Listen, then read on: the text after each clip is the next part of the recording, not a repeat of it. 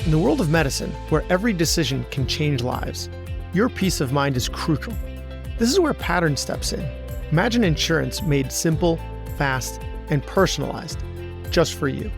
With Pattern, you're not just getting disability and life insurance, you're insuring your future and protecting your greatest asset, your income. In the past 10 years, Pattern has transformed the way over 20,000 doctors secure their financial well-being. Discover the simplicity of securing your future at patternlife.com or click the link in the description. Our patients know what they need to do for better health. They just don't know how to execute on it. They don't know how to do it. So how do we help them with lasting change? Stay tuned and find out. Hey, this is Brad Block, host of The Physician's Guide to Doctoring. This is a personal and professional development podcast for physicians where we have experts on the show that try to teach us everything we should have been learning while we were memorizing Krebs cycle. Welcome back to the podcast. We have a fantastic guest today. We have Dr. Kyra Bobinet, who has studied behavior change for nearly 3 decades as a physician, a public health leader, a healthcare executive, and a behavior expert.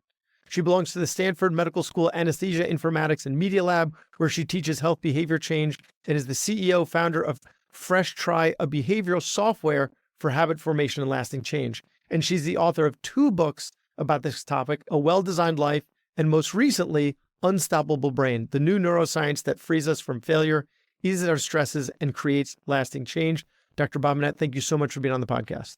It's great to be here, Brad. So how did you first get into behavior change? What is your origin story? Yeah, so I think a couple of different layers. One is just my own behavior. I grew up in Oklahoma towards the end of high school, junior high, addicted to fast food and struggled mightily with being healthy, eating right. I had really binge eating disorders if I look back on it, and as well, some depression from college and things from my family. So to me, it was very distracting that I knew what I wanted to do, but I didn't do it, and I felt out of control. And I could really relate to my patients who had the same kind of deal. I was doing some clinical work after graduating medical school, and I had started a nonprofit for behavior change in youth who were incarcerated coming back into the community. And I was then also temping at the Native American Health Center in Oakland, California. And, a patient after patient would come in, and I would be writing a prescription, and, this one patient stands out, comes in, and I'm writing a prescription for gout, very clear case. And I'm asking him, how'd this happen? It's just a flare-up. And he said, yeah, doc, I did meth on Sunday, and this is Wednesday. I'm talking to him. Haven't been to sleep since. So meth, no sleep, dehydration, gout, and here I am at the end of the toe. And I wanted to be in the brain, I realized. I didn't want to go into addiction medicine or that kind of thing. And so I ran my program, went to public health school, started doing intervention design for 33 million people, wellness to illness, birth to death, the whole gamut. And sorry, what 33 million? That seems like a large number. This was a large healthcare payer. And I was in the care management area of that business. It was a $1 billion business unit. And my job was to make people healthier, whether they were children, end-of-life care, whatever the case may be, to really sustain that. But in every single case, we tested everything that existed, every program, every Harvard program, Duke, Johns Hopkins, you name it, we tested it. Mindfulness programs, wearables, biometric data, all the kinds of things that you would imagine, incentives, financial incentives, all kinds of programs, texting programs, that kind of thing. But in every single case, they backfired and created a lot of relapse. It was temporary results. And I didn't know what was going on. For me, it was just this passion for what really matters and what really works and what really lasts for people. I've been doggedly going after that for decades. So a couple of years ago, I had BJ Fogg on the show, who's also out of Stanford, right? And his book, Tiny Habits, revolutionary. It really changed the way a lot of people, he really did amazing, groundbreaking research on habits. And his book was Tiny Habits, right? And then James Clear came out with Atomic Habits, right? So I would think the next book should be Quantum Habits, right? That's what Tiny Habits, Atomic Habits, Quantum Habits. Nano so why habits. didn't you write, nano habits. So why didn't your research turn you towards just making them even smaller? What did you find that was different, that was kind of missing from what was already out there? I actually was in BJ Fogg's lab at Stanford, and I adore him.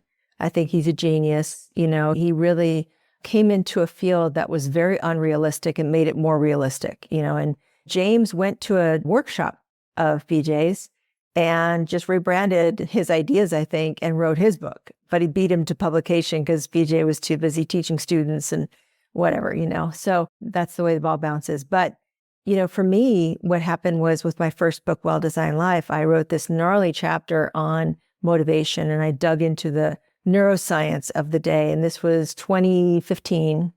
And there was only 2 papers on this, but this area of the brain called the habenula stood out to me as something, A, I'd never heard of, and B, I didn't realize how powerful it was, even in the 2 studies that I put together, almost like Reese's peanut butter and chocolate. So one study was showing that the habenula activates when we think we failed. The second study was that the habenula has the ability to control and down-regulate our motivation. So if you put those 2 things together, if I think I failed, then I lose my motivation to keep trying. And I then saw that tiny habits, atomic habits, small steps, all baby steps, all that kind of stuff is just a strategy for lowering the probability of failure. But the most important thing was the failure. And so that took me in a whole different, in order to keep your motivation, in order to not lose your motivation. Mm-hmm. Their whole thing was, the smaller you make it, the less motivation you need, but you still need some motivation. And if you have this negative reinforcement and thought that you failed, then you lose all motivation. Then even the smallest habit is not going to matter because you need at least to have some motivation. And the habenula is putting the brakes on all of it. So that makes sense that you can make it even so small that you still fail. And in fact, counterintuitively, if I make it so small that it's stupid easy and I still fail, I feel stupid. Yes. Or if you're successful, you're like, well, that's just because it's stupid easy and I'm not going to do this anymore because I just proved to myself that I can do something stupid. Or if you think it's stupid, but it doesn't get you any sort of results that matter, then you're like, whatever, it's frivolous. It feels like you don't respect yourself for your effort. And so it's like this interesting catch-22 where you make something smaller, you make it super specific, and then you succeed at it, but you don't really, value that, right? Because it's so insignificant. Some of what Dr. Fogg was talking about was finding a way to be successful using these small habits so that it can build up your self-efficacy, right? Mm-hmm. Because for me, I've now have a bit of the dad bod. I got a little bit of a belly. I'm not as strong as I used to be. I'm not as big as I used to be, muscle-wise, but I still think of myself as the guy I was. Mm-hmm. And so I take every opportunity I can to exercise and try to eat better. And so I have self-efficacy. And so eventually I will get myself out of this situation or die trying, right? Because I believe they can. But for so many people, they've failed so many times after trying that they don't have self-efficacy. They don't believe they can do it. And so they might try it. So what Dr. Fogg tried to do is lower the bar so much that they can build their self-efficacy. Okay, now I've proven to myself that I can do it. And so then they can build from there. So then you build larger and larger habits, more success. But, as we just said, that can even work against us. So then what do we do? How do we, because the tiny habits thing, it made sense. That was something that we could talk to our patients about. How do we approach this? I don't even know where to begin. So I'm having trouble asking this question. Yeah, I think it shifts the focus from, making something small and doable, which is a good, valiant effort. But again, if you can't steer somebody around their habenula and their habenula goes off, you're still going to have a fatal error. You're still going to have a non-starter. You're going to still have somebody who relapses. And, habenulectomy. No, because then you've got somebody who's going to just drive off the cliff, with no brakes. The habenula is like the brakes in your brain, over your behavior. It stops you from doing things. Whereas dopamine and all that is the go. It's the gas pedal. Okay. I think we're going to start seeing a lot more thought around how to design for this brake pedal. Because just like in a real car, the brake pedal is stochastically dominant over the gas pedal. If I'm punching the gas, but I've got the brakes on, I'm not going anywhere. Same thing with the brain. And so the habenula becomes the thing of import now. Now that we know how powerful thoughts of failure are, we won't just think of them as like pop psychology. We'll actually design for them, and we'll actually have algorithms that help with that. Cognitive behavioral therapy, to the extent that it is efficacious because it is dealing with this brake pedal. Same thing with tiny habits, same thing with growth mindset. But there's something remainder to be had around addressing it more directly, which is kind of where I stumbled across something that I think is the most sort of panaceic way of dealing with the habenula, which is iteration. The habenula being the brakes. So the iteration, having someone who can iterate. So they fail, they try something different. They fail, they try something different. Their habenula is not firing as much as someone else's. And you mentioned cognitive behavioral therapy. Is it cognitive behavioral therapy, the thing that'll help? So you like kind of explain it to them, what's happening in their brain, so that they can rationalize their way out of it? Or is there something else to it? No, CBT is really just an algorithmic set that keeps you from feeling like a failure, because you're basically saying every time I go to a red stoplight, I'm going to breathe deeply to deal with my anger issues, right? And you try to do that as much as possible, right? And the coaching around CBT, if it's effective, is just try to do it as much as you can. The problem then, in terms of failure territory with CBT, if you map it, is that if that thing doesn't work for that person and they don't do it, then they will self-indict in their dorsolateral prefrontal cortex. They will ruminate about how bad they are. See, I'm a failure. See, I did it again. It's all that failure thinking that just comes crashing down on them. And it's subconscious. And all of a sudden they wake up the next morning, they don't feel like they're doing this CBT anymore. There's a real trade-off and a real risk, a probability risk that we're making as clinicians to send something out the door with a very specific thing. You have clarity, which is great with the patient. They know what to do. They know to do one push-up or whatever the case may be with the tiny habit, or they know to take the deep breath at the red light, right? Yeah. But you're taking a chance because we haven't padded it that at some point that intention or that goal becomes a pointy object and it cuts them. And so they're holding it by the sharp end at some point. And we're being very prescriptive about it. Like, this is something very specific that you're going to do. So tell us about the iterative mindset. I had no idea about this. This came completely out of the field of nature. And I was doing behavioral research for a very large retailer, the largest retailer in the US, in the South and all over the United States around behavior change, because they were like, nothing works. I'm like, yeah, nothing works for chronic condition management, right? And so we need to kind of scrap it and break it all, like, from ground up, what is true about this? And as I was interviewing, thousands of people, I was, surveying them, and then I was interviewing hundreds of people, I found this one quality in them, in those that had changed their health, gotten off their medications, lowered their weight, kept it off long term, all those kinds of things. And this is in the face of social determinants of health, like major health determinant, everything's stacked against them, and they're still doing single parenthood, senior caregivers, low wage earners, all that kind of stuff. So these sort of superheroes were doing only one thing, and they only had one quality in common, which was this specific mindset of, if I am going to set a goal, instead of setting a goal, I'm going to practice like I would a sport or an instrument or any other skill. If I fail, instead of failing, I'm going to iterate. And so these people never hit ground in their mind, which is super, super important. They intuitively protected themselves from their habenula going off. And by the way, we should say habenula just so nobody, calls me on it. It's a bilateral nucleus, and it has two parts. There's a medial and a lateral part. The lateral part is the one that's most troublesome in terms of like depression and loss of motivation and stuff like that. So then plural would be habenulae is what I've seen, an AE suffix, yeah. I still don't understand the difference between self-efficacy and an iterative mindset, because what I was talking about earlier with myself was like, I am going to iterate because I have self-efficacy. So I don't quite see the difference. Yeah, so self-efficacy is a lagging indicator of your mindset. So mindset is first, and then things like self-efficacy, you kind of described it. You have a lifetime history of exercising and being well and being strong and being able to do difficult exercise. And so your self-efficacy is really high because you got yourself to do all of that.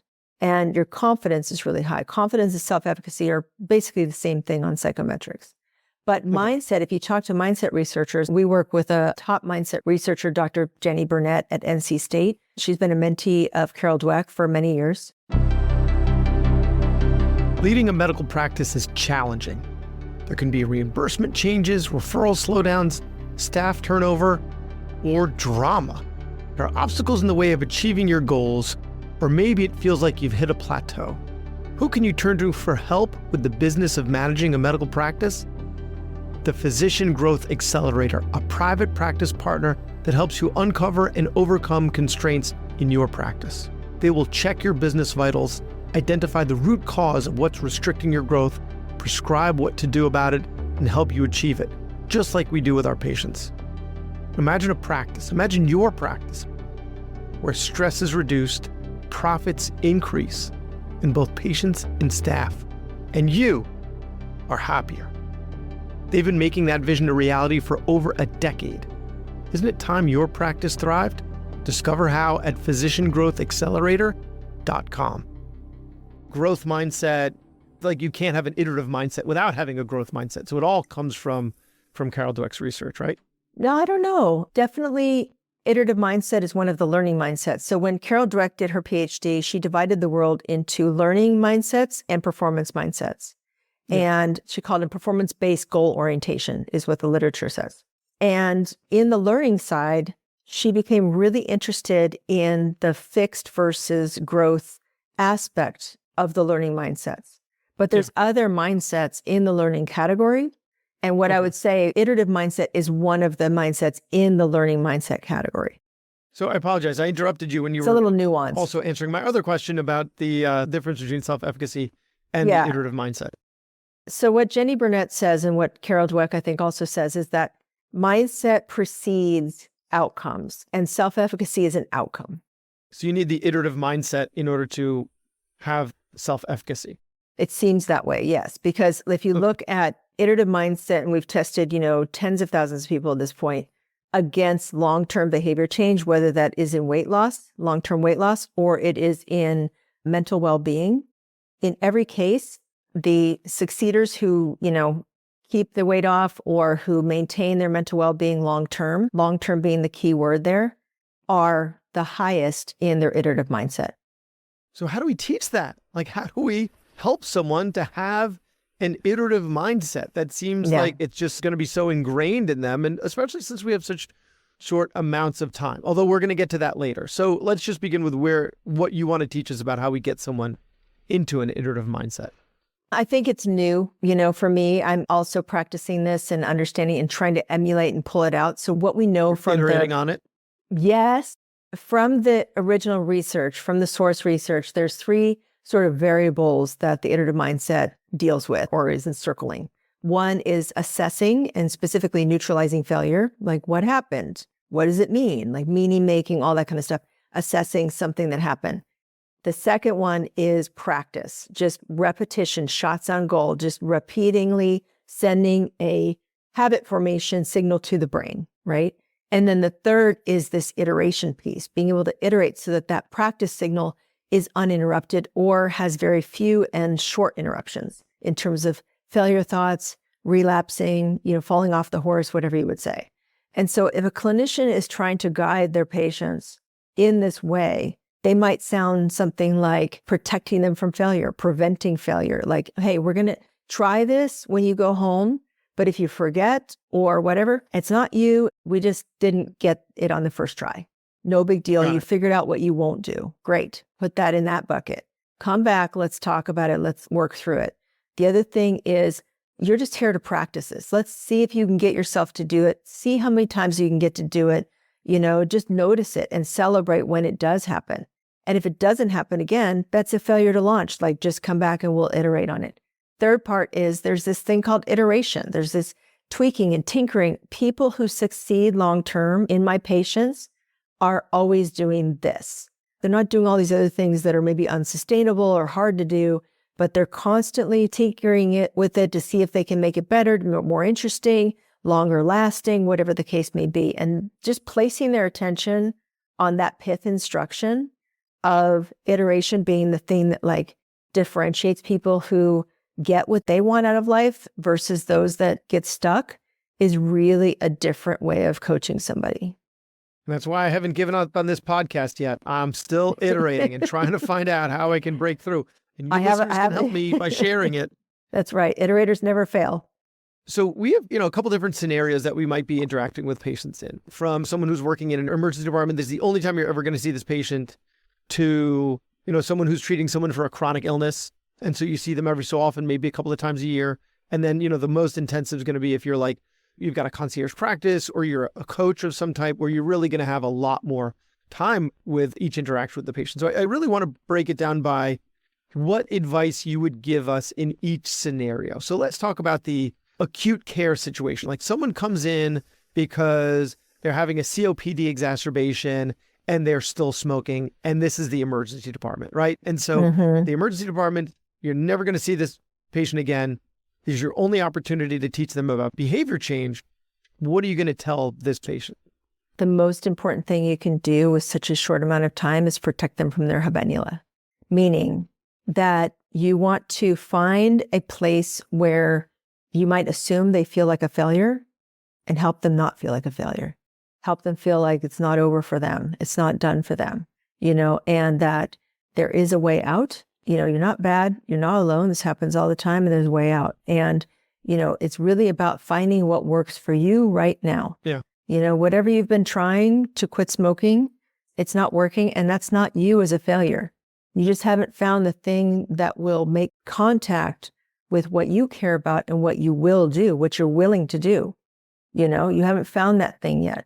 And so send them out the door, realizing that they haven't failed, and that turns off their habenula, let's say, and then put them on a search. That's the best you can do for that person in that moment. It's so funny because my last interview was with a lawyer, and we were talking about like the right way to fire a patient. And what she said was, it's like dating. It's not you, it's me. It's not the patient's fault. It's my fault as the doctor. I'm the one who's failing in this relationship. I don't think it's working out. And so what you're saying is the same thing. Tell the patient it's not them. It's the particular thing that they happen to try, the intervention they happen to try. It's not you, it's me. Trying. So funny that applies in so many different situations. It's not you, it's me. That's so true. That's so true. So yeah, just anti-fail them. Like spray them with anti-shame spray and anti-fail spray and just send them out the door. And they will love you for that. They will love you for that. Like, they will have the greatest, yes. Yeah, the experience. You're 5-star reviews all around because they will leave there feeling better about themselves than when they went in. And so, people are in such a tough situation. That's actually one of the things that BJ Fogg and I talked about was that like when you're interfacing with the medical community, they're talking about things that are important to them, their health, something that they don't know much about. And so you can have such a deep effect on them when you choose to intervene. And so being able to intervene in such a positive way, getting them to think about themselves so differently with such a brief interaction, I think is so powerful. And you're not absolving them of responsibility. It's not like, oh, it's not your fault. It's not your responsibility. It's just not your fault, rather. And so like, yeah, they're going to leave there feeling much better about themselves. And hopefully that carries on. So now let's say it's someone with whom you have multiple interactions, right? Because let's say they've got kidney failure and you're their nephrologist or, something along those lines. So you've got multiple interactions with, how would you approach that differently? So the biggest mistake, I'll start with the biggest mistake, which is to send somebody out the door with something performative, like, okay, doc, I'm going to take my medicine, or I'm going to get this prescription filled, or I'm going to go eat healthier, whatever you've agreed upon, and to leave it there, because that very shortly turns into a pointy object and they're holding it by the sharp end. And so what you want to do is say, okay, we think this might work. We think this was worth trying. So go try that. I don't know what your availability is. If you have a practice where you can't hear them between visits, then just say, come back. You're just installing the callback mechanism because you don't want them to fail and avoid you because they feel embarrassed that they didn't do the thing that you agreed on and that you might judge them. We don't know what's going to work for you. Humans are terrible at predicting what will make them happy and what they will do. So, you can cite that evidence for the right patient and say, we don't know, but we're going to place a bet. And then if you find that, you completely forget, then it wasn't the right one. Then try to do something else, until you find what you might get a little spark around, and just lowering that expectation of like, maybe you do it once even. That's a piece of hope. It's like a signal. You're getting warmer, instead of colder. Being able to reframe those kinds of things in a more playful way, in a more inconsequential way, in a way that isn't damning to the patient and their moral fiber or their character or their power to be able to control their life is super important. So I call that like bubble wrapping people, like you're bubble wrapping them in order to face the world.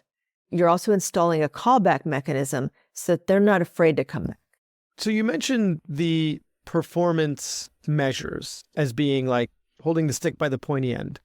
How do we know if it's time to iterate if we don't have any performance measures? Like if we're not measuring their cholesterol or weighing them or, whatever the measure happens to be, how do we know if we're not measuring, the saying that which gets measured gets managed. If we're not measuring, how do we know if it's time to iterate or not? Yeah, that's a really good question. So there's a couple of things to that. First of all, if you poll 100 people, 5 of them will be quantified selfers. They will be like setting a goal and measuring against that goal or counting their calories or taking pictures of their food or whatever the case may be. They love to quantify things, right? 95% of people will not do that long term. They will do it for an awareness test. So if you have a very specific awareness test, like let's see how many chips you're eating at night. Let's see where this weight is coming from. Let's just see. But then again, to my prior comment, then you got to work on the bubble wrap aspect of it. You've got to make that so safe where they feel like it's just inconsequential data collection because they're going to be ashamed of how many chips they ate. And they don't want to write it down. They're not going to eat as many chips inevitably because they're going to be writing it down. The Hawthorne effect can kick in too. The Hawthorne effect can kick in too. But I'm just saying, like, if you're quantifying anything, blood doesn't lie, right? Your A1C, whatever the case may be. And they're going to feel a certain way about that. And so being able to defail, de-shame, bubble wrap those things, if you're going to use those tools, is the way to do it. Making them safe because you're giving them a knife without a sheath. Like you need to protect them from whatever they're going to be doing with that knife. And then the second thing is that I have the belief that if we are iterating our way into and through all of this, I don't really think there's much of a use case for the performative stuff, like the I'm going to get this done by this time and that kind of thing, except when there's something irreversible, like getting a vaccine. Once you get past the vaccine, it's in you, you don't have to do it again for another year or whatever. Or doing something that is really simple, going to take, this over to here, like in the healthcare system. Or something that is short term, like let's do this little thing, this little test for like a week, that kind of thing. I think the short term stuff we have, the big barrier is really the long term stuff, right? And what your point being, that is so fluid that it's going to be changing in this person's life anyway. And so what works now might work. So inevitably, you're always going to need to iterate because if you're not working towards, if you're trying to eat better, you kind of know what better is, irrespective of what your health measures are. Yeah. And I'm thinking about it as these performative things that might sit underneath the meta of iteration, right? So when you do a particular, let's say a patient that does a marathon or they do keto or whatever, like those are iterations. But at some point they will fail. At some point they will get tired of them. At some point they will age out of them or age into them. Like, it's something that is so ephemeral that we just get surprised every single time. Like, oh, I used to be a runner. Oh, I used to like be in super good shape. Oh, I used to eat really healthy. Like, then what happened? I don't know. It's because it lapsed on you, it expired, and you didn't catch the expiration date. Then you blame yourself because you feel like you failed and your motivation is tanked. Amazing. So if you had one more bit of advice for our physician audience on teaching our patients about iteration and lasting behavioral change, something that we didn't touch on today, one more thing, what would it be? I'm putting you on the spot. You can tell when somebody is ready to iterate on their own when they say things like, I'll figure it out. They're starting to fill in with their own search energy because they're starting to understand what it is that leads to success. And so if you full-throatedly say, The way out of this suffering that you have and into empowerment and into doing something that is going to work for you is the search, is trying new things, is when you try something and it works for a while, realizing that, it might just poop out on you and then all of a sudden you don't want to do it anymore. No big deal. Get up and find your next thing, find your next wave. Yeah. And so being able to teach and coach all of that and then be able to hear back. The key words are, I'll figure it out. I did this with my daughter when she was a teenager. I trained her to iterate her way through everything from bullying or, procrastination in school or bad test score or whatever the case may be. She would be encouraged to iterate. And at some point she started feeding that back to me. And I was like, the mindset is set, and that was before I knew that this mindset was what it was. Amazing advice. So for all the listeners, this is Dr. Kyra Bobinet, the author of Nano Habits. Just kidding. Unstoppable Brain, the new neuroscience that frees us from failure, eases our stress, and creates lasting change. Thank you so much for all you do for your patients, for us, and for helping us better help our patients. Absolutely. Doctors dedicate our lives to caring for others. It's time someone took care of us. Visit patternlife.com to simplify your path to peace of mind. Patternlife.com, simplifying your insurance journey. Thanks for listening. I have a favor to ask. You listened to the episode until the end, which means you either fell asleep or you really liked the episode. So please share it or like it or comment on a social media post or write us a 5-star review. Something. It would really help me out. And maybe what you learned from this episode can help someone else too. The views expressed in this episode are those of the interviewer and interviewee and don't represent the views of their employer or even their significant other. Even though the magic of podcasting make it sound like I'm talking directly to you. This is not a doctor-patient relationship, and this is not medical advice or financial advice or really any advice. Thank us again for listening to The Physician's Guide to Doctoring.